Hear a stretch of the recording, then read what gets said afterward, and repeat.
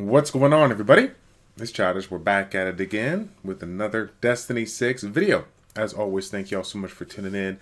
We just got a small update fixing a couple of things in the game, but more importantly, giving us a new unit, a new nat 5 from the Inua faction, Mosk Shiya. So we're going to be taking a look at that here and then doing a 10+1 to see if we can get super lucky and pull her.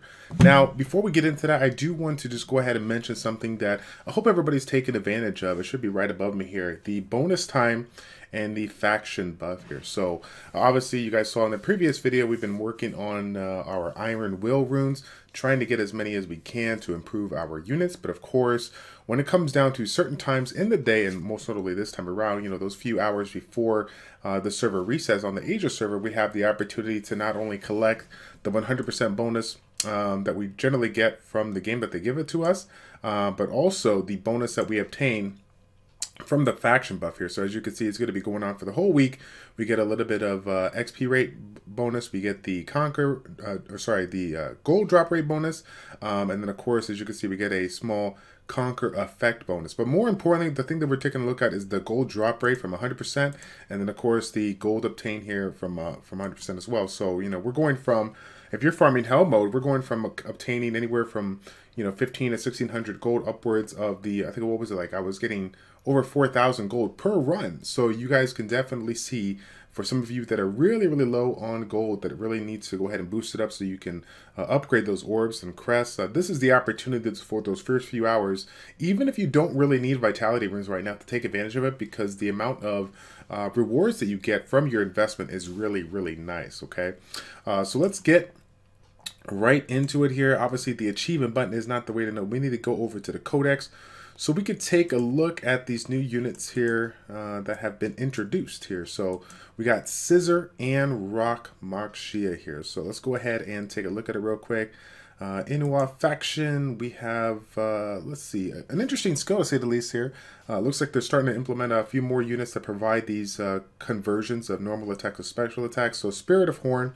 Looks like it is an attack scaling skill that's going to provide us a little bit of critical damage if we critically hit. And then, of course, if we critically hit, we're going to get that bleeding effect. Now, take note, guys, that even though the ability allows us to, you know, critically hit during that time and gives us an opportunity to stack bleeds, there is a limitation on the amount of bleed stacks we can have. So it's not going to be, even if you were to have 100% critical rate, it's not like you're going to have, you know, 13 stacks here. But obviously during that time frame, it's going to allow you to, you know, get those bleeding stacks in order to, you know, take advantage of it. I mean, obviously it's going to be nice here. Bleeding is one of my favorite harmful effects out there. Now, could this be used in conquest mode? Me personally, as of right now, the state of the game, I don't think that this is going to be a good one to do it, simply for the fact that the hard and the hell bosses in conquest mode just do so much damage here, unless you had a way of, you know, breaking it or essentially disabling it so that it doesn't attack you when you get close. It's going to be a little bit risky to invest into that one. So this might be something you can play around with in Giants, as you're going to be obviously getting close to the boss, and you'll be able to stack up those bleeds pretty easy, okay? Now this critical damage, again, take note that the critical damage improvement by 60 is really, really nice. But again, you still need a good amount of critical rate to take advantage of this here. So obviously, you know, concentration rate is going to be the way to go there. Take advantage of that if you can. Second skill, Frigid Spear. Okay, so we got ourselves another attack scaling skill. It's going to ignore defense and do some good damage if the allies have 2, 4, or 5 or more buffs here. So in addition to that, we have a 50% chance to chill the target for 4 seconds. That will be able to improve upwards of 6 seconds, and that 6 seconds, the harmful effect ratio there, the 70% movement speed and attack speed. So obviously PvP wise, I like that attack speed for that downtime in between your skills, and then of course the movement speed on the PvE side, you can take advantage of this here. Let's go ahead and take a look at the skills so we can kind of get an idea of the range and see, you know, what kind of how the skills work here. We're gonna go ahead and buff up. Obviously we got ourselves the you know, when the special attack is in play, we're going to have a nice little range here so we can take advantage of the skill, do a lot of damage when the units are up close. And then as you can see, the second skill is going to provide us quite a bit of range as well, similar to the Paper Francisca. So that is really, really nice. Obviously, the damage amplification is going to be even better once we have those buffs. So making sure that you're synergizing it with units that provide those buffs is going to be pretty interesting. I'm looking forward to seeing how you guys go about playing around with that. It does say, you know, 2, 4, or 5 buffs versus like Paper Friends, like 1, 2, or 4 buffs. You know, when I think about this special attack, do they consider the special attack an actual buff or just a critical damage here? To me, this seems like 1 buff. But you guys can tell me in the chat here. It seems like we're still going to have to provide, you know, 4 more buffs to get max damage. But either way, the numbers on the skill are pretty decent, and we're just taking a look at the level 1 here. Obviously, it can go up quite a bit. I believe it was level 3 that it goes up in the ignore defense. That's the one thing that you guys want to pay attention to. If you're looking into this unit and you're thinking, hey, I want to go ahead and skill it up, make sure that you take a look at the level of the skill and see which, you know, where's going to be that kind of glass window here. So as far as improving the ignore defense, so it looks like level 4, from level 3 to level 4 is when we're going to get the nice boost here, not only in the damage that we do, but the ignore defense is going to go up a little bit. So that's something to pay attention to. Very, very nice indeed. The leader skill, we got an attack of ally heroes by 10%, which obviously is really nice. This is an attack scaling monster, so you could take advantage of it.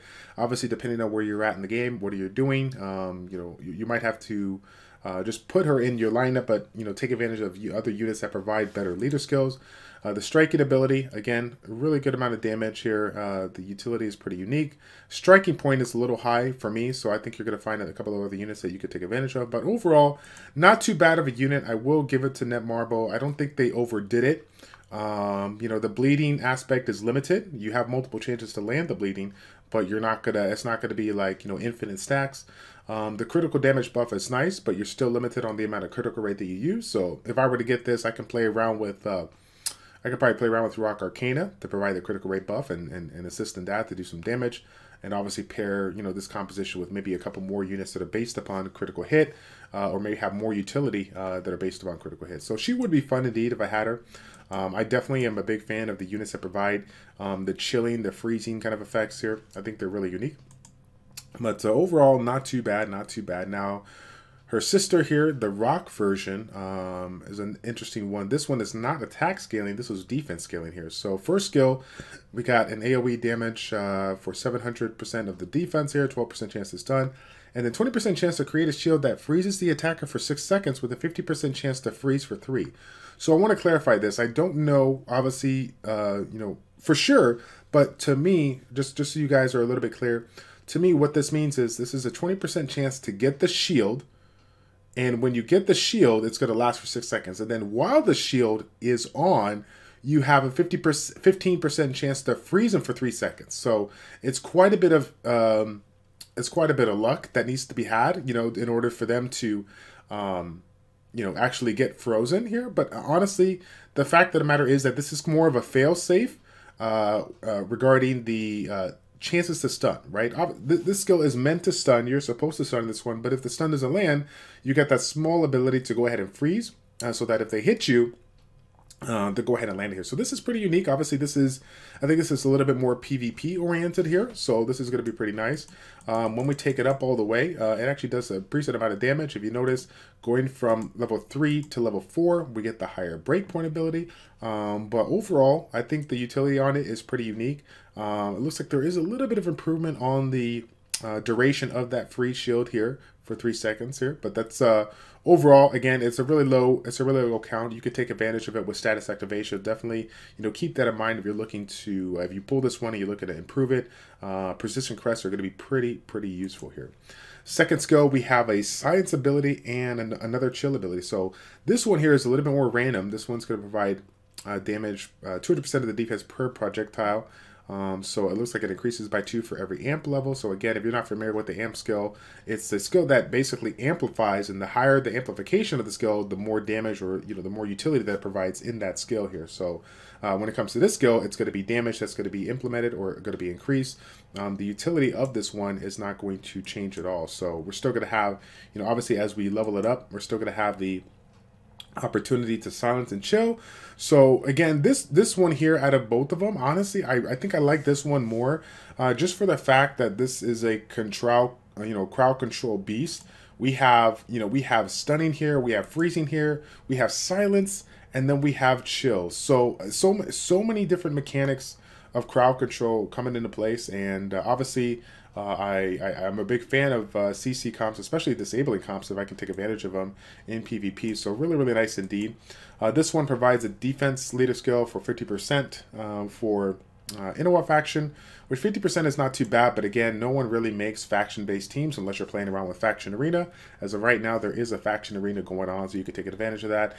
We got to take note here on this striking point ability. If you do throw it into the striker skill, at least the chances of, some crowd controlling effects happening is really high, because again, remember, this is a multi-hitting skill, so you can have multiple opportunities to land this one, and silence for 12 seconds is pretty strong.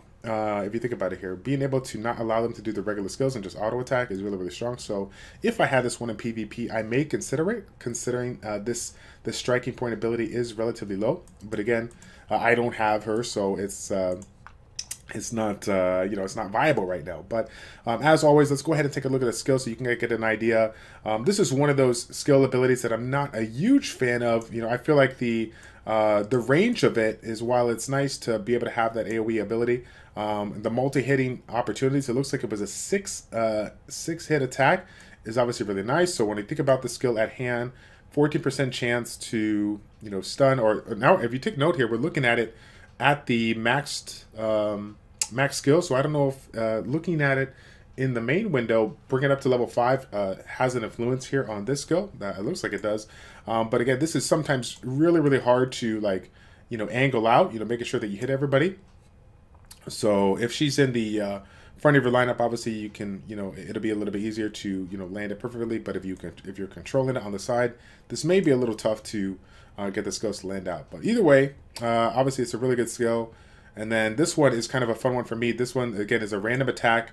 Once you cast it, it's just going to go ahead and seek those targets and find them out. Again, take note that even if I were to, target some other way or whatnot, it's still going to go for those units and hit a random target here. So again, pretty unique skill. I got to give it to them. I really like this. The skill, the animation of it, it looks pretty cool. Overall, even though both units have their own place, I do really like this rock version. I like the amount of crowd control that it has. And I don't think it's too much of an overkill. It has a lot of opportunities to provide that crowd control, but again, the chances are low.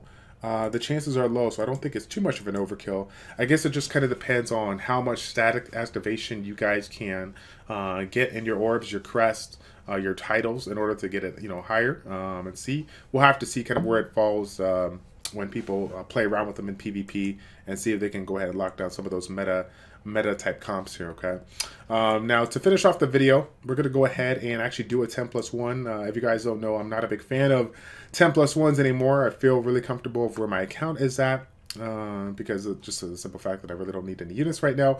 But if you didn't notice, the events did update. Today, so everything is reset.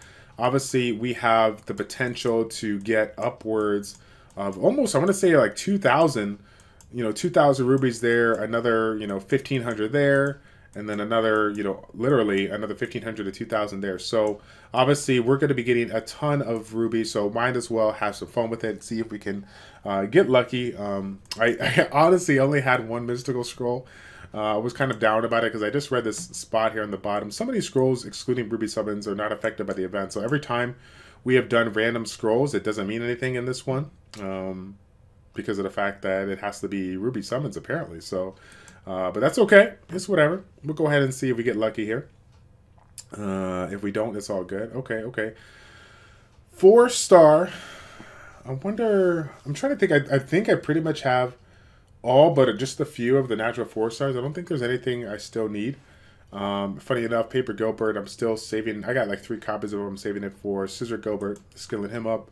In case I, play around with him down the road. Scissor Gilbert, if you guys didn't know, really unique kit, defense skilling unit that provides some shield removal. So if you're looking for a unit that can assist you in PvP, that is a really good unit to counter those Paper Adonises here. Okay, so this is it, ladies and gents. We'll see if we get lucky. I don't know if it's gonna happen today, but we'll try. Go figure. That's what I get for That's what I get for using those rubies and taking a chance here. But either way, it's all good. Let's see what kind of units that we got. Maybe we got something new. Only, oh, okay, we did get the 4 3-stars, not too bad. But again, none of the units that I used, so again, we'll just save them up for now. Nothing we could really do with that, but that is going to be it. So now, I feel like we're in a good place. Again, I'm going to be playing around with a couple more units for the next video, guys. We're going to be hopping into the faction arena. This week we got the special arena going on, so we're going to be taking a look at the faction arena. We're going to be trying to see if I can continuously climb up with a non-meta composition. We're not going to take a look at it just yet. We'll see that in the next video, okay? So that's going to be it, guys. I hope you found this review useful for Mosk Shiya. If you did, please feel free to smash that like button, and I will see you guys all in the next Destiny 6 video. Take care.